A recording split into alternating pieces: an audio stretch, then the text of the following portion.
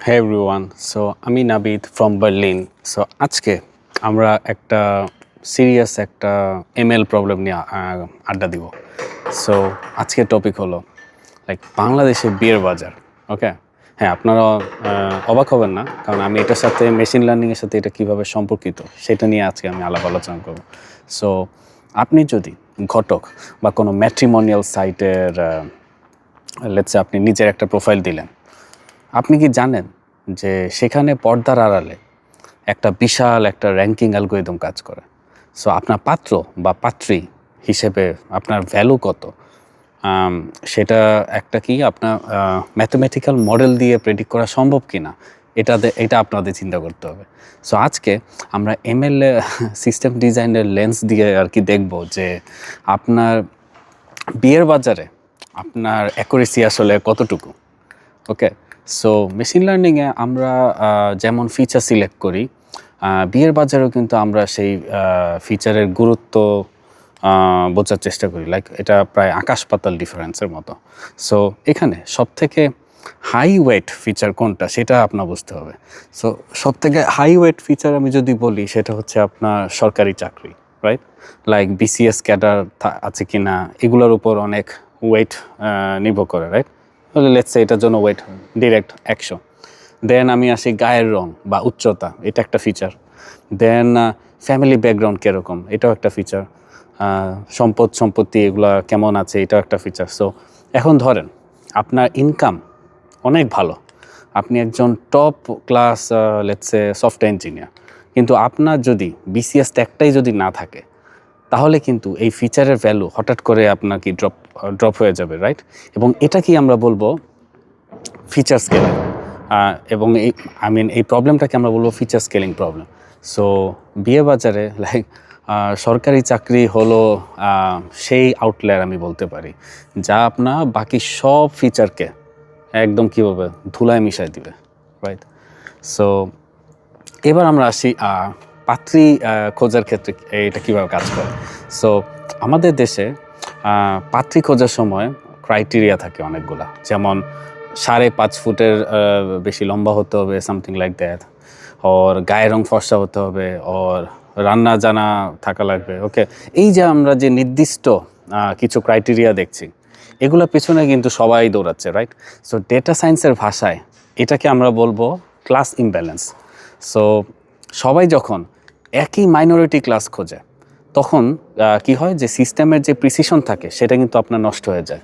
So সবাই যদি একই ধরনের পাত্রী চায়, তাহলে কিন্তু বাকি 99% যেই প্রোফাইল আছে ডেটাবেসে, সেটা কিন্তু জাস্ট পড়ে থাকে, কোনো ইউজ হয় না। সো একেই আমরা বলি যে বিয়ে বাজারের data distribution error. Okay, sorry for the noise, কারণ আমার এই পাশে বিল্ডিংয়ে আজকে আগুন লেগেছে, সো দরজা ভেঙে গিয়েছে, এখন তারা এগুলো ফিক্স করছে। ওকে, সো সবথেকে মজার পার্ট হলো আপনার ডেটা লিকেজ যেই ব্যাপারটা। ধরেন পাত্রপক্ষ পাত্রীর বাসায় দেখতে গেল, লেটসে, যেখানে পাত্রী অনেক সুন্দর সাজুগুজু করে ফর এক্সাম্পল সামনে আসলো, এবং খুব নম্রভাবে কথা বলল, এবং লেটসে যেটা আমরা ট্র্যাডিশনাল দেখে আসি যে চা পরিবেশন করছে, বিস্কিট দিচ্ছে, এইসব আর কি। সো পাত্রপক্ষ ভাবলো কি, মডেল তো আরে সেই 100% অ্যাকুরেট, কিন্তু এটা তো একটা জাস্ট ডেটা লিকেজ। কারণ রিয়েল লাইফে ওই মেয়েটি হয়তো বাসায় সবসময় ঝগড়া করে বা রান্নাঘরের কাছেও যায় না, এমন হইতেই পারে, রাইট? সো আপনি ট্রেনিংয়ের সময় যে ডেটা দেখছেন, সেটা আসলে পিউরিফাইড বা লেটসে স্টোলেন ডেটা, চুরি করা ডেটা যেটা বলতে। সো রিয়েল লাইফে যখন এই মডেলকে ডিপ্লয় করা হবে, তখন দেখা যায় যে রেজাল্ট পুরোপুরি 360 উল্টে গেছে। সো একেই আমরা বলবো কি ট্রেনিং সার্ভিং স্কিউ। ওকে, সো আমি সাথে টেকনিক্যাল টার্মটাও ইউজ করি, যেন আপনারা পরে সার্চ দিয়ে আপনারা এই ব্যাপারে আরও পড়ালেখা করতে পারেন। এখন আমি আরেকটা সেগমেন্ট নিয়ে আলাপ করবো, সেটা হচ্ছে আপনার ড্রিফট অফ কনসেপ্ট। এটা কীভাবে হয়? সো লেটস সে বিয়ের আগে ইনপুট ছিল কি, চা এনে দিবে, হ্যাঁ, স্বামী বলছে তোমাকে ছাড়া আমি বাঁচবো না, এই টাইপের ক্লিশে আলাপ। দেন কিন্তু বিয়ের 6 মাস পর ইনপুট হয়ে গেছে অনেকটা এরকম যে বাজারে মাছের দাম এত বেশি কেন, অথবা সারাদিন ফেসবুকে কি করো, লাইক এই টাইপের আজেরা জিনিস। সো এটা কি আমরা বলবো কনসেপ্ট ড্রিফট। ওকে, সো ডেটা ডিস্ট্রিবিউশনে একদম কিন্তু পুরোপুরি এখন চেঞ্জ, রাইট? পুরো বদলে গেছে বিয়ের আগে এবং পরে। সো আপনার যে রোমান্টিক মডেলটি লেটস সে ট্রেনিংয়ের সময় 99% অ্যাকুরেট ছিল, সেটা কিন্তু এখন এই নতুন ডেটায় পুরো আপনার ক্র্যাশ হয়ে গিয়েছে এবং আপনার মেমোরি থেকে পুরনো ডাটা কিন্তু প্রায় কি ডিলিট হয়ে আপনার নতুন সব ডেটা ঢুকছে, রাইট? লেটস সে সংসারের চাপ, সামনে বাচ্চা হবে সেটার জন্য সেভিং, এরকম অনেক আজেরা জিনিস, আজেরা বা আপনার ভ্যালিডও বলতে পারেন whatever। সো এইসব আপনার প্রেশার মাথার উপর আসছে। সো আপনার লাইফ তখন একটা কি বাগি সিস্টেমে পরিণত হবে, রাইট? এখন তাহলে আজকের যে মেসেজটা সেটা হলো যে বিয়ের বাজারে নিজের ডিমান্ড বাড়াতে হলে সেলফ মডেল, লাইক আপনি জাস্ট কী করবেন, নিজে নিজে মডেল ট্রেন করলে হবে না, আপনার ডেটাও কিন্তু ক্লিন করা লাগবে।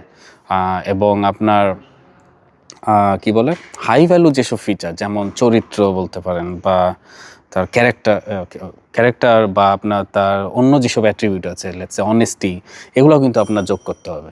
যদিও এই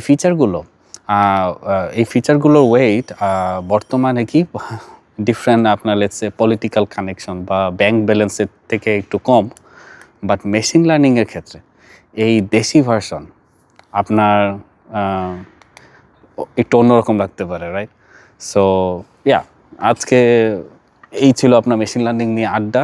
আমরা জাস্ট একটু চেঞ্জ করে দেখলাম যে কেমন লাগে। So thank you very much for watching. দেখা হবে নেক্সট ভিডিওতে অন্য একটা গল্প নিয়ে। তারা ভাই।